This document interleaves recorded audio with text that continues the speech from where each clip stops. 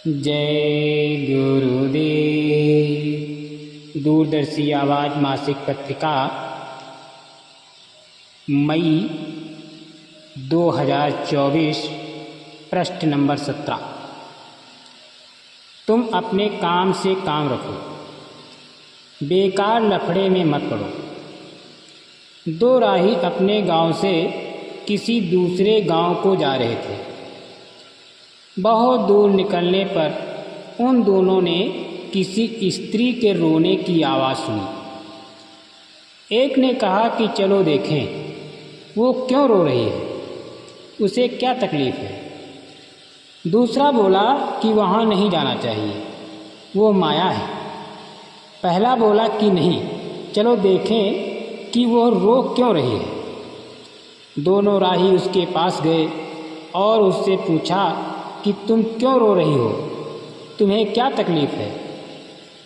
वो बोली कि तुम अपनी राह जाओ, तुमसे क्या मतलब, मैं माया हूँ, देखो मैं क्या करती। ये कहकर वो चिल्लाने लगी। फिर इन दोनों ने हाथ जोड़कर प्रार्थना की कि आप क्षमा करें। फिर वो स्त्री बोली कि अच्छा ठीक है। इतने में गांव वाले इकट्ठा हो गए और पूछा कि क्या बात है। वो स्त्री ने कहा कि एक सांप आ गया था, इन लोगों ने मुझे बचा लिया। फिर वो दोनों अपनी राह चले गए।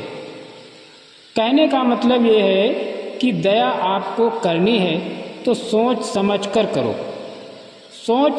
विचार कर दया नहीं करोगे तो धोखा खा जाओगे। तुम अपने रास्ते जाओ, तुमसे क्या मतलब कि कहाँ क्या हो रहा है, क्यों हो रहा है। घटना एक बार होती है, सबक लेना चाहिए। छोटी छोटी कहानियाँ सुनाकर तुमको ये सब कुछ समझाया जाता है। स्वामी जी महाराज जब कभी मौज में आते थे और मौज में रहते थे तो छोटी छोटी कहानियों को सुनाकर बहुत बड़ी बातें समझा देते थे। इसलिए बाबा जी कहते हैं कि बच्चा निशाना एक रखो और वो निशाना भजन का, बाकी किसी लफड़े में मत पड़ो। जय गुरुदेव।